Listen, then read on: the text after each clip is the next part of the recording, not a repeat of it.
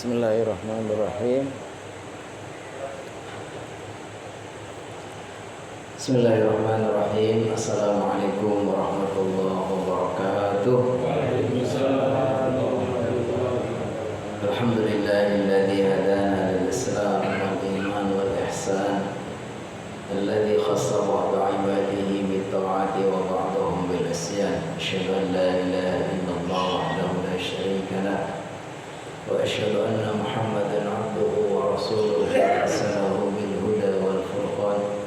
Allahumma shalli wa sallim wa barik wa an'im ala man unzila alaihi al-Qur'an sayyidina wa maulana Muhammad wa ala alihi wa ashabihi wa ansarihi wa junudihi ahli as-sidqi wal ihsan.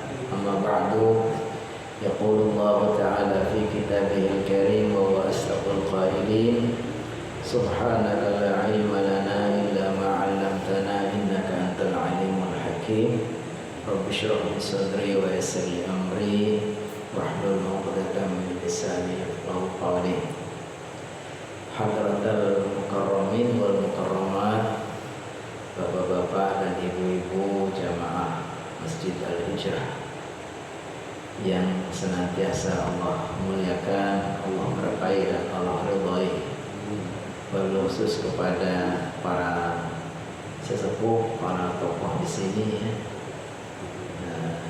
yang tidak saya sebut satu persatu, insya Allah tidak mengurangi rasa hormat dan takdim saya, rasa syukur saya dan bangga saya, karena ini termasuk istimewa. Terakhir saya mau ngaji di sini, udah mau berangkat ada berita banjir. Ini datang berkah ini ya. Ya, kemudian berikutnya terakhir mau berangkat sesuai dengan jadwalnya, saya ada agenda. Nah, jadi terasa lama sekali, sampai setahun nggak ketemu kita.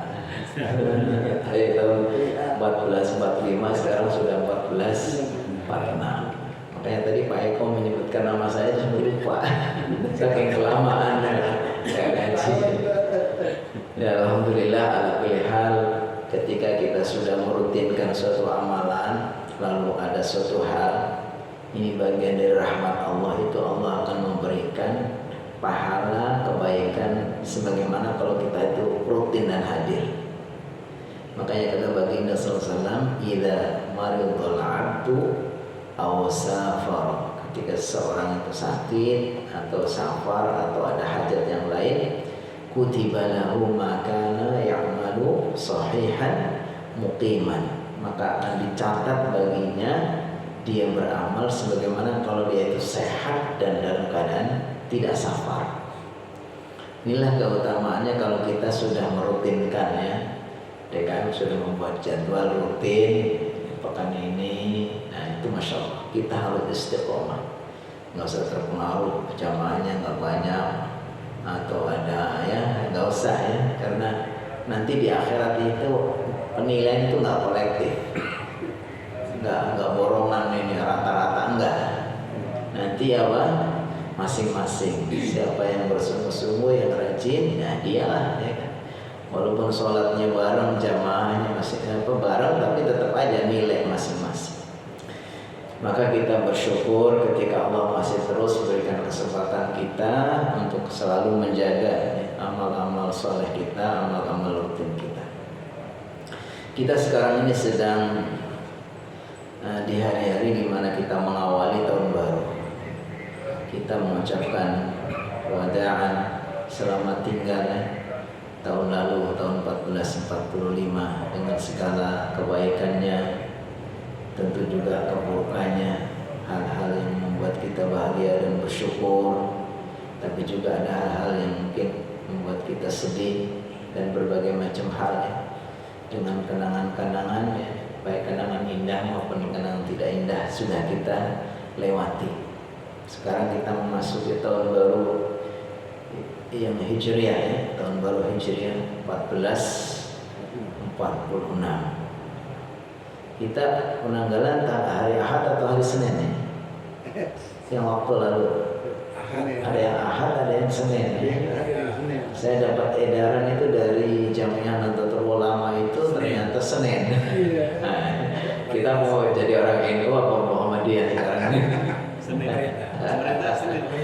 pemerintah sedahan ya. Ini yang paling tidak disuka oleh pegawai negeri nih. Nah, ya kan? Udah hari liburnya, tanggal merahnya pas hari libur ya kan. Yang paling enak kalau kita orang bekerja ini liburnya Senin atau Jumat, jadi dirapel gitu ya. Ya, tapi kalau yang nggak ada, yang sudah nggak kerja ya semua sama aja ya, insya Allah. Nah, kita sedang menyambut datangnya tahun baru ini. Mudah-mudahan insya Allah Allah berikan taufik hidayah kepada kita, sehingga dengan memasuki tahun baru ini Allah berikan banyak juga peluang-peluang kita untuk mengisinya dengan berbagai macam amal soleh. Karena begitulah sebetulnya hari-hari bagi kita ini umat Islam itu, antara kita apakah termasuk orang-orang yang beruntung dengan hari-hari yang berlalu, apakah kita termasuk orang-orang yang rugi atau termasuk orang-orang yang celaka. Jadi tiga ya. Jadi kita bersama dengan waktu yang terus berlalu itu selalu ada tiga nilainya. Yang pertama nilai positif, yaitu orang-orang yang beruntung dengan waktu. Siapa mereka? Yaitu mereka yang menggunakan waktu-waktunya untuk melakukan ketaatan kepada Allah. Diisi waktunya dengan ibadah, dengan beramal soleh, dengan hal-hal yang positif. Karena memang waktu itu adalah modal. Disebutnya adalah rasul mal. Ini modal kita berbisnis dengan Allah. Ketika modal waktu ini kita gunakan berbisnis untuk melakukan perdagangan dengan Allah, yaitu kita berbisnis dengan melakukan amal soleh, maka kita akan menjadi orang-orang yang beruntung. Ini yang paling ideal ya. Waktu-waktu kita isi dengan melakukan amal soleh dan ibadah. Yang kedua adalah nilai orang-orang yang rugi. Siapa itu orang-orang yang rugi? Yaitu orang-orang yang melewatkan waktunya tidak untuk melakukan hal-hal yang positif, bukan sesuatu yang negatif, tapi nggak melakukan amal soleh, untuk tidur yang tidak ada manfaatnya, untuk ya pokoknya hal-hal yang tidak diisi dengan ibadah, maka itu jatuhnya rugi. Makanya katakan wal 'asr innal insana lafi khusr illa alladziina amanu wa 'amilus shalihat. Jadi sesungguhnya manusia itu selalu rugi kecuali orang beriman yang melakukan amal soleh. Nah, maka tadi amal soleh itu golongan yang pertama, orang-orang yang mengisi waktu-waktunya, hari-harinya untuk apa? Melakukan ibadah. Itu baru yang beruntung. Kalau yang tidak mengisinya dengan beribadah berarti apa? Innal insana lafi khusr, rugi. Dan yang paling negatif nilainya, yang paling buruk adalah orang-orang yang celaka. Siapa itu orang-orang yang celaka? Yang mengisi waktu-waktunya, hari-harinya untuk bermaksiat kepada Allah, melakukan perbuatan dosa, maksiat, dan berbagai macam hal yang dilarang oleh Allah SWT. Jadi kalau melakukan yang baik kita beruntung, kita melewatkan tidak melakukan apa-apa kita termasuk rugi. Na'udzubillah, yang celaka ini kalau kita isi waktu-waktu kita untuk melakukan perbuatan maksiat kepada Allah Subhanahu wa Ta'ala. Dan ternyata bagi kita setiap waktu yang berlalu, waktu 1 detik, 1 menit, 1 jam, 1 hari, setiap waktu berlalu ini ternyata kita sewaktu kita meninggalkan dengan berlalunya waktu itu, berarti kita itu semakin dekat kepada kematian, semakin jauh meninggalkan kehidupan, semakin dekat kepada akhirat, semakin jauh dari dunia. Berlalu 1 hari berarti kita mendekat kepada kematian 1 hari. Berlalu 1 bulan berarti kita mendekat kepada kematian 1 bulan. Berlalu 1 tahun dan seterusnya. Jadi kalau dari sisi hitungannya kita bertambah umurnya, tapi dari sisi jatahnya itu berkurang. Kenapa? Karena memang manusia itu sudah ditentukan umurnya. Sungguhnya wa inna ahadakum yujma'u khalquhu fi batni ummihi arba'ina yawman nutfah. Sungguhnya setiap kalian itu dulu diciptakan di perut ibunya itu 40 hari sebagai nutfah, 40 hari berikutnya sebagai alaqah, 40 hari berikutnya sebagai mudghah, 120 hari atau 4 bulan lalu dikirim malaikat untuk meniupkan ruh dan mencatat 4 hal. Mendikat fi rizqihi wa ajalihi wa amalihi amsyaqiyun arsya'idun. Di 4 hal ini rizkinya, ajalnya, amal perbuatannya, itu nasibnya, celaka atau untung. Jadi kita sebenarnya jatahnya sudah ditentukan ya. Ajal kita itu cuman nggak dikasih tahu aja, tapi sudah ada. Makanya setiap kita itu sebenarnya lagi mendekati kemana sih jatah kita. Kalau jatah kita 50 tahun, sekarang sudah 49, berarti ya kita sedang mendekati. Kalau jatahnya 60 tahun, sekarang 59, tinggal 1 tahun lagi. Nah, di sini masih jauh-jauh semua mudah-mudahan ya. Nah, makanya kata Allah Subhanahu wa taala, ya ayyuhal insan innaka kadihun ila rabbika kadhan famulaqih.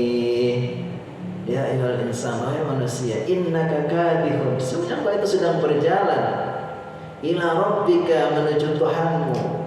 Jadi kita semua itu sebetulnya lagi menuju ini ajal, di mana nanti kalau sudah ajalnya habis, nah kita ketemu dengan akhirat.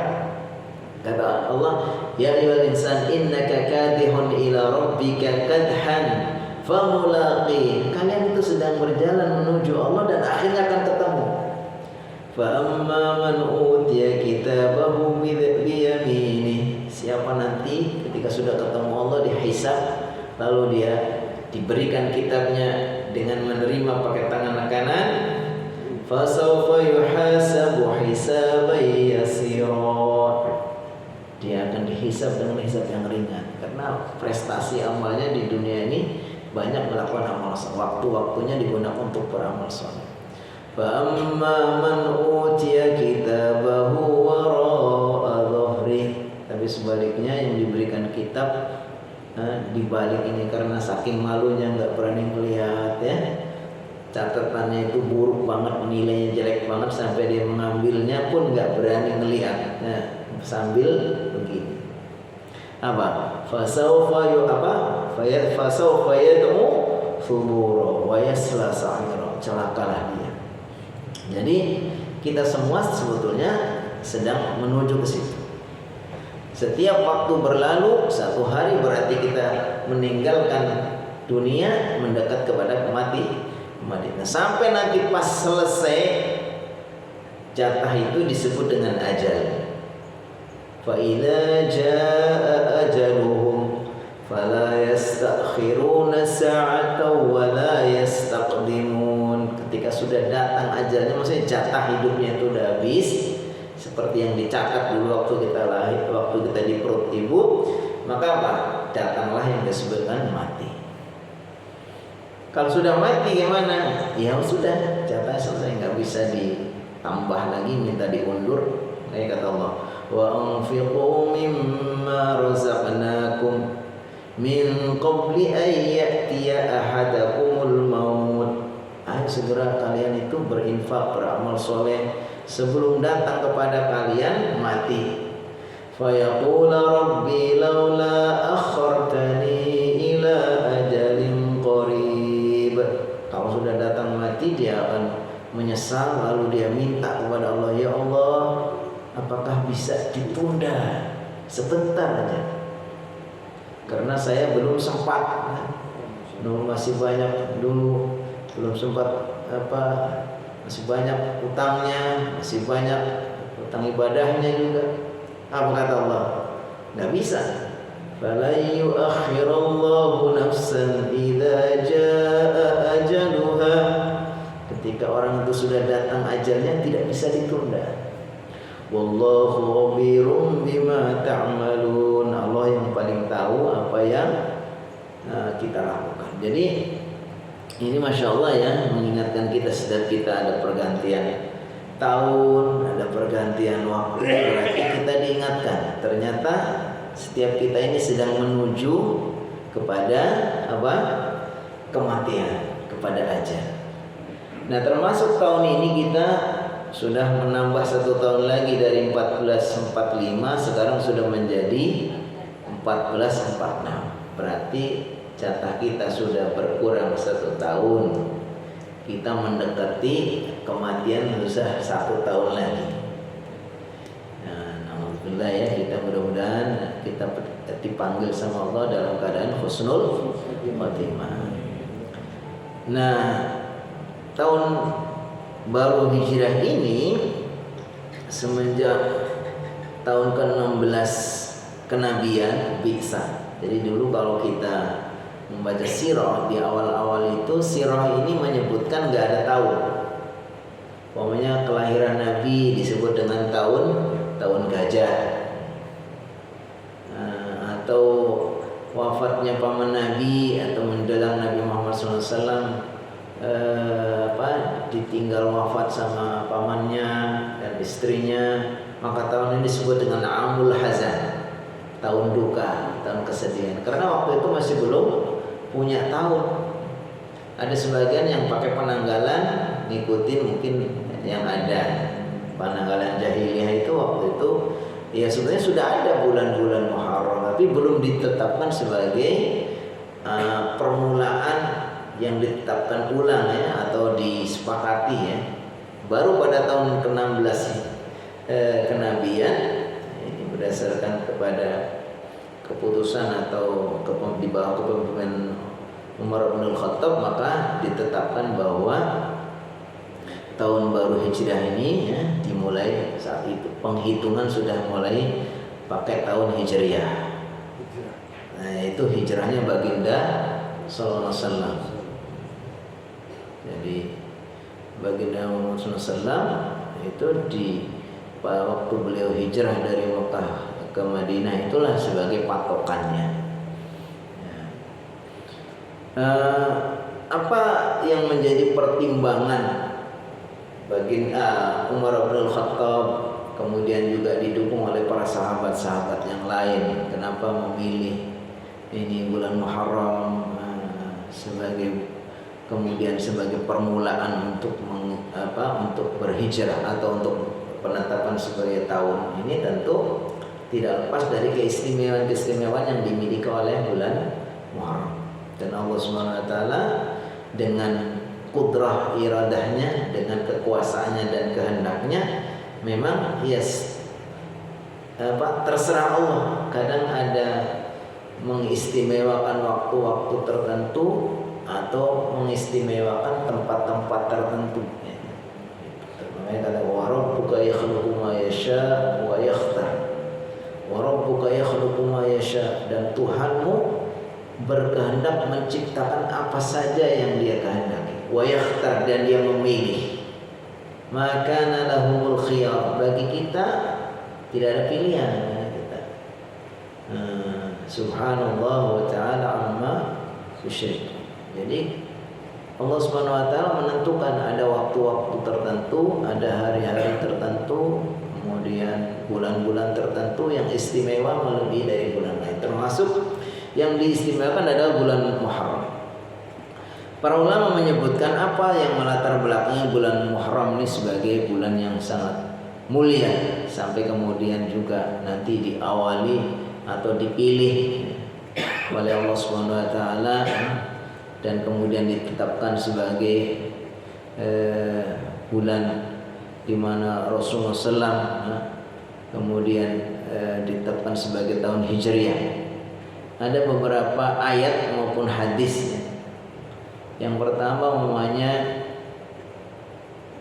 hadis dari Abi Bakrah bahwa bulan Muharram ini salah satu dari bulan-bulan haram. Ya, saya akan baca hadisnya. Anna Nabi sallallahu alaihi wasallam khotbah fi hujjatil wada'. Nabi Muhammad sallallahu alaihi wasallam berkhutbah dalam haji wada'. Wa qala fi khutbatihi, lalu beliau bersabda dalam khutbahnya, inna zamana qad istadraka kayati, sungguhnya waktu itu ya istadara, dia berputar seperti tabiatnya. Yauma khalaqas samawati wal ard, hari di mana Allah menciptakan langit dan bumi. As-sanatu isna asyara syahran, bahwa satu tahun itu ada 12 bulan. Minha arba'atun hurum, dari 12 itu ada 4 bulan-bulan haram. Salasun mutawaliyah, 3 bulan itu berturut-turut, yaitu apa? Dzulqa'dah, Dzulhijjah, Muharram. Ini berturut-turut. Terus Rajab Mudhar, sedangkan yang Rajab ini terpisah sendiri. Nah, yaitu antara Jumadal Saniyah dan Sya'ban. Nah, ini diantara yang membuat bulan haram itu, bulan Muharram ini istimewa karena bulan Muharram ini termasuk dari bulan-bulan hurum. Bulan-bulan hurum seperti yang kita jelaskan ya, bulan haram itu bukan berkonotasi buruk, tapi haram di sini adalah menunjukkan kemuliaannya. Artinya bulan yang begitu mulia ini jangan sampai dinodai dengan perbuatan-perbuatan haram. Jadi kalau kita ke Masjidil Haram, bukan masjidnya yang haram, bukan, tapi begitu mulianya tidak boleh dikotori dengan perbuatan yang haram. Masjidil Haram dan seterusnya ini ada tanah haram, termasuk bulan haram. Atau kalau Allah SWT berfirman di dalam surat At-Taubah, inna iddatash syuhuri indallahi isna'athara syahran, inna iddatash syuhuri 12 syahran fi kitabillah yauma khalaqas samawati wal ard minha arba'atun hurum. Jadi sesungguhnya bilangan bulan-bulan dalam satu tahun itu ada 12 dalam ketetapan kitab Allah saat Allah menciptakan langit dan bumi, dan 4 diantaranya adalah bulan haram. Dzalika ad-dinul qayyim, itulah agama yang lurus. Fala tadlimu fihinna anfusakum, maka janganlah kalian menzalimi di dalam bulan-bulan haram ini diri kalian. Wa qatilul musyrikina kaffah kama yuqatilunakum kaffah wa'lamu anallaha ma'al muttaqin, dan perangilah orang-orang musyrik sebagaimana secara kafah keseluruhan, sebagaimana mereka telah memerangi kalian secara keseluruhan.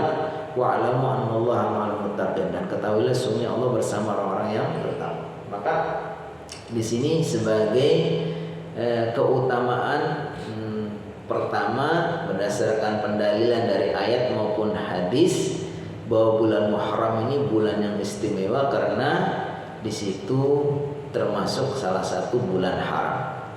Yang kedua adalah bulan Muharram, bulan di mana puasa itu paling utama setelah bulan Ramadan. Ini berdasarkan hadis, nanti akan ada penjelasannya. Kata Rasulullah SAW dalam hadis riwayat Abu Hurairah, qala Rasulullah SAW, afdalus siyam ba'da Ramadan syahrullah al-Muharram. Sebaik-baiknya puasa setelah Ramadan adalah bulan Allah, bulan Muharram. Wa afdalus shalah ba'dal faridah sholatul lail. Dan sebaik-baiknya atau seutama-utamanya sholat setelah sholat fardu adalah sholat qiyamul lail. Maka para ulama menyebutkan bahwa yang dimaksud di sini adalah di antara sholat-sholat yang mutlak dan puasa-puasa yang mutlak. Jadi puasa sunnah itu ada 2 macam, ada puasa yang muqayyad yang terikat dengan waktu, ada yang mutlak. Begitu juga sholat, ada sholat yang mutlak, ada sholat sunnah yang mutlak, ada yang muqayyad. Nah, apa bedanya? Kalau di sini Rasulullah SAW mengatakan bahwa puasa yang paling utama setelah bulan Ramadan itu adalah puasa bulan Muharram. Itu maksudnya adalah terkait dengan puasa-puasa sunnah mutlak. Sunnah mutlak itu adalah sunnah yang tidak terikat dengan ketentuan tertentu. Umpamanya kalau puasa Senin Kemis itu terikat dengan waktu Senin Kemis. Puasa Syawal atau puasa Arafah, puasa tertentu, Asyura. Nah, itu bukan mutlak. Sunnah mutlaknya itu adalah sunnah yang pokoknya puasa, tidak terikat. Maka di sini disebutkan bahwa ketika kita mau melakukan puasa-puasa sunnah, ini yang paling utama adalah puasa sunnah di bulan Muharram. Sebagaimana kalau kita mau sholat sunnah yang mutlak itu setelah Ramadan adalah setelah sholat 5 waktu adalah qiyamul lail.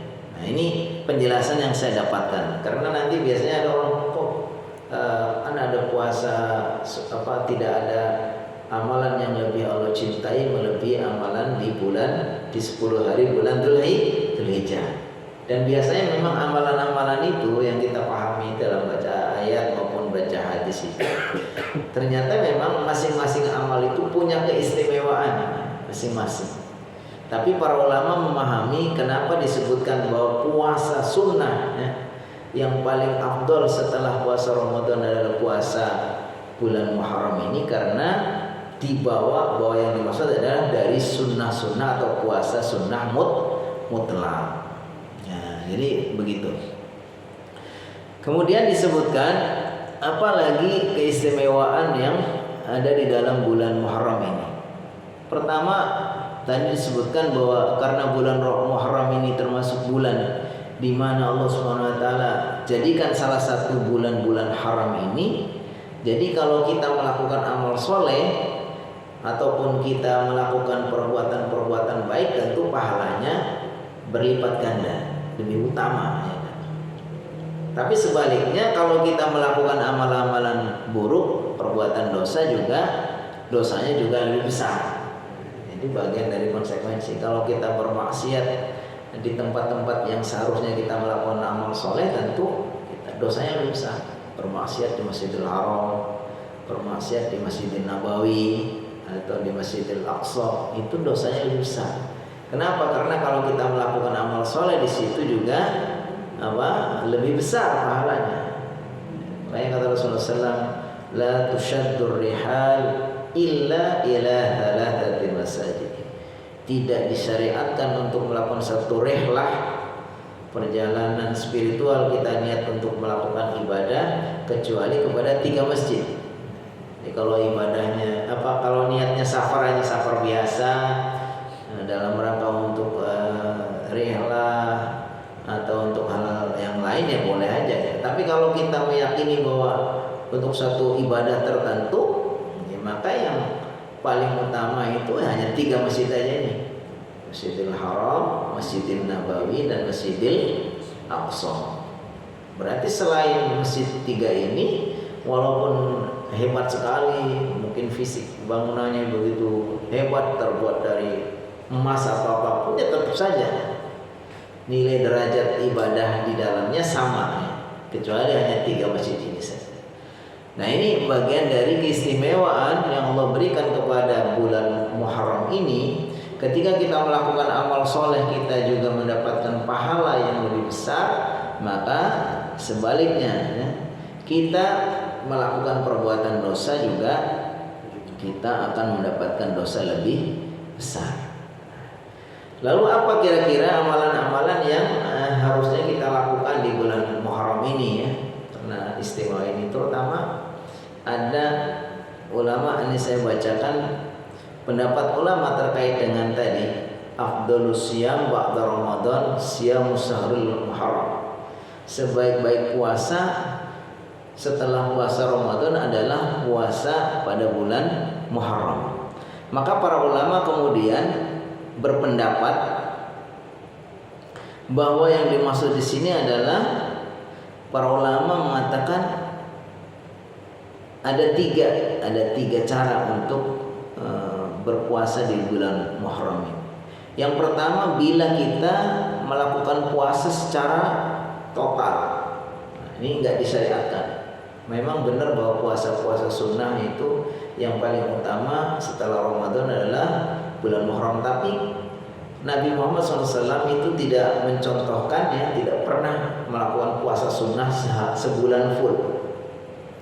Makanya kemudian kalau ada orang ya yang melakukan puasa sunnah setiap hari pada bulan Muharram, maka itu hukumnya dilarang. Yang paling benar itu adalah ya, mayoritas hari-harinya kita isi dengan puasa. Makanya kita perbanyak puasa, itu akan lebih bagus ya. Dikatakan di situ seperti itu ya.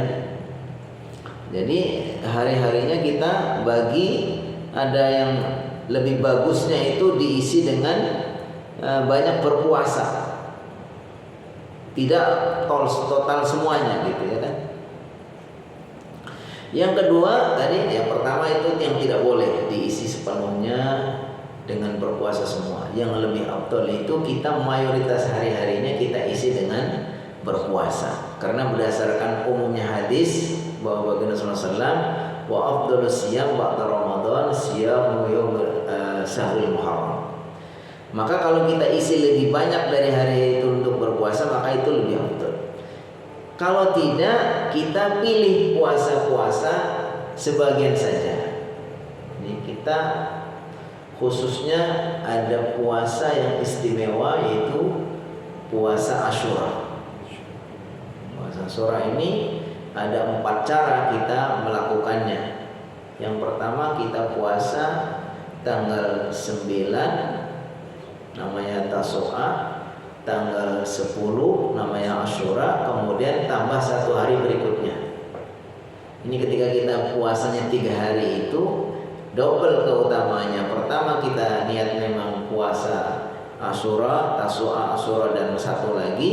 Sekaligus juga ini seperti yang dianjurkan oleh baginda, hendaknya setiap bulan kita ini dalam itu berpuasa minimal berapa? 3 hari. Setiap bulan kalau bisa ada puasa 3 hari. Apa keistimewanya? Memang itu bagian dari keistimewaan Islam. Jadi Islam ini mengajarkan setiap amal itu dilipat gandakan 10 kali. Maka kalau kita anggap 1 bulan itu isinya 30 hari, sebetulnya ketika kita sudah bisa mengisi puasa 3 hari itu seperti sudah puasa seluruh bulan atau 10 hari dalam 10 seluruh hari dalam 1 bulan. Makanya kita mendapatkan 2 keutamaan. Kalau kita di bulan di bulan Muharram ini puasa 3 hari, tanggal 9-nya, tanggal 10-nya, tanggal 11-nya itu, pertama kita mendapatkan puasa di bulan Muharram yang istimewa. Yang kedua, karena itu sesuai dengan anjuran baginda, hendaknya kita setiap bulan itu tidak kurang puasa minimal 3 hari. Yang kedua, kita puasa tanggal 9-nya dan tanggal 10-nya. Nah, kita ambil tanggal 9 puasa Tasu'a, kemudian tanggal 10-nya namanya Asyura. Nah, ini juga sudah bagus ya, bagus juga.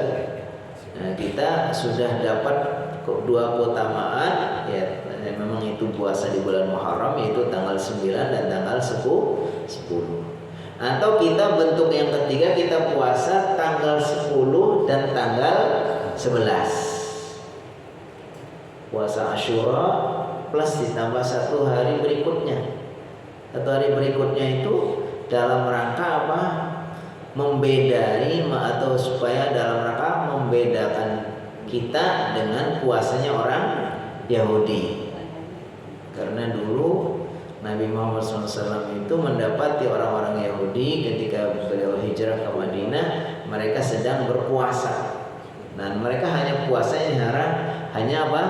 Hanya tanggal 10 saja.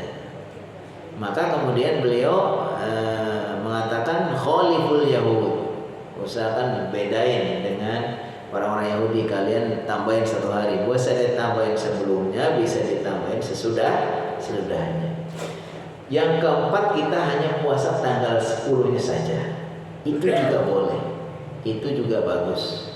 Jadi kita hanya puasa hari Asyura. Jadi ada 4 cara kita melakukan puasa Muharram ini, yaitu tanggal 9, 10, 11, 9, 10, 10, 11, atau hanya 10 saja.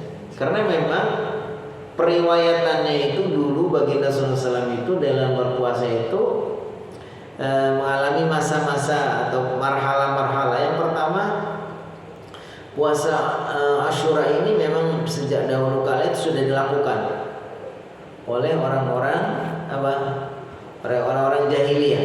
Jadi ketika Nabi Muhammad SAW masih ada di Mekah, itu orang-orang jahiliyah masih mewarisi ajaran nenek moyangnya itu. Mungkin sebagian orang Yahudi ajarannya masih terpengaruh dengan ajaran Yahudi. Mereka sudah puasa Asyura dan Nabi Muhammad ikut puasa. Jadi Nabi Muhammad SAW ketika belum hijrah pun sudah puasa Asyura bersama orang-orang musyrikin, orang-orang saat itu di zaman jahiliyah. Begitu Nabi Muhammad SAW pindah, ini periode pertama bagi Rasulullah SAW puasa Asyura waktu masih belum hijrah. Begitu nanti beliau hijrah ke Madinah, mendapati orang-orang Yahudi, mereka ternyata puasa juga. Nabi Muhammad SAW, apa yang kalian lakukan? Ya, kami berpuasa. Mereka orang-orang Yahudi berpuasa. Kenapa mereka puasa? Karena mereka berkeyakinan itu hari di mana Allah SWT selamatkan Nabi Musa dari kejaran atau dari tentara Fir'aun dan tenggelamkan Fir'aun pada saat itu. Sehingga Nabi Musa bersyukur kepada Allah di hari itu beliau berpuasa. Lalu diikutilah sama orang-orang Yahudi. Nah, ketika baginda SAW dikabari bahwa motivasinya ternyata dalam rangka mensyukuri keselamatan Nabi Musa dan dibinasakannya Fir'aun, maka Nabi Musa berpuasa diikuti oleh orang-orang Yahudi. Lalu Nabi Muhammad SAW, nahnu ahaqqu bi Musa. Kalau gitu kami juga berhak untuk berpuasa. Karena apa? La nufarriqu baina ahadin min rusuli. Bahwa kami orang-orang Islam itu ya setiap nabi memang sama. Jadi nabi dari awal sampai akhir itu sama sebetulnya misinya, yaitu ditugas sama Allah SWT untuk menyampaikan Islam, ya kan? Dengan syariat yang berbeda tapi akidahnya sama. Setiap nabi itu diutus sama Allah SWT untuk menyampaikan agama Islam, yaitu beribadah kepada Allah, ya, tidak menyekutukan kepada siapapun, dan disuruh beribadah sesuai dengan syariatnya. Maka amana ar-rasulu bima unzila ilaihi min rabbi wal mu'minun kullun amana billahi wa malaikatihi wa kutubihi wa rusulihi la nufarriqu baina ahadin min rusulihi. Ya, maka ketika Nabi Muhammad SAW dikabari bahwa ini adalah nabi di mana Nabi Musa berpuasa karena bersyukur kepada Allah, maka Nabi Muhammad mengatakan nahnu ahaqqu bi Musa. Kami juga berhak untuk berpuasa karena kami juga merasa bagian dari ya nabi-nabi yang diutus atau yang mempunyai tugas yang sama dengan Nabi Musa. Nah, setelah itu, setelah baginda Rasulullah SAW berpuasa, memerintahkan juga para umat Islam ikut berpuasa Asyura, lalu datang perintah untuk puasa Ramadan pada tahun kedua Hijriah. Begitu datang puasa perintah Ramadan, maka puasa Asyura ini sifatnya apa? Sudah sunnah, milih saja. Apakah sebelumnya itu wajib atau enggak, ada penjelasan, tapi Nabi Muhammad berpuasa dan nyuruh umat Islam untuk ikut berpuasa. Begitu datang perintah bulan Ramadan untuk puasa Ramadan, maka saat itu Nabi Muhammad SAW mengatakan yang wajib itu adalah puasa Ramadannya, sedangkan puasa Asyuranya ya sudah menjadi puasa sunnah. Siapa yang mau berpuasa silakan, enggak juga tidak apa-apa. Lalu ketika beliau SAW dikabari bahwa ini adalah puasa yang dilakukan ini adalah hari yang diagungkan oleh orang-orang Yahudi, tanggal 10 itu, maka Nabi Muhammad SAW berazam, kalau begitu tahun depan saya akan berpuasa dengan saya tambahkan satu hari, yaitu tanggal 9-nya. Berarti di sini ada 4 tahap itu. Pertama, Nabi Muhammad SAW berpuasa 1 hari tanggal 10 bersama orang-orang jahiliyah. Kemudian begitu pindah ke Madinah juga sama, berpuasa dengan orang-orang Yahudi.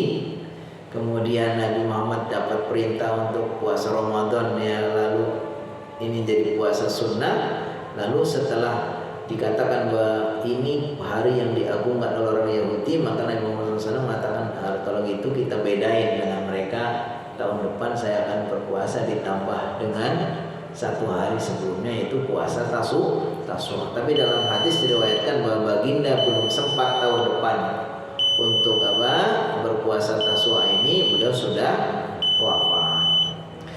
Wallahu a'lam bishawab. Intinya insyaallah marilah kita, bagi yang ada kesempatan kita isi dengan berbagai macam amal soleh termasuk puasanya. Berarti nanti kita Tasu'a Asyuranya itu hari Senin sama Senin Selasa Rabu ya? Ya, Senin Selasa. Ya insyaallah. Kalau enggak kita lebih aman tiga-tiganya ya. 9, 10, 11 itu yang paling utama. Menurut para ulama itu yang paling utama. 3 hari sekaligus kita mendapatkan 2 sunnah. Wallahu a'lam bishawab. Setelah ya. Kita melakukan terutama puasa di hari yang sudah ditentukan tadi ya, 9, 10 atau 9, 10 atau hari sebelumnya saja. Kalau dari tanggal sih kayak tanggal 10 itu di hari Selasa ya. Silakan saja dipilih tergantung kesempatan yang ada di bawah saya. Mungkin sebelum saya tutup, kami informasikan barangkali bapak-bapak dan bapak-bapak mendukung nggak usah. Jadi bapak-bapak yang besok ada keluangan waktu dan berkenan bersilaturahim ke warga, dipersilakan untuk ikut kami ambil promo besok. Kita mulai jam 8 dari Masjid Hijrah. Insya Allah sebetulnya program itu program yang sudah dilaksanakan cukup lama ya, dari kepengurusan Pak Syahrul. Itu selain mengambil promo juga kita silaturahim, kita coba cek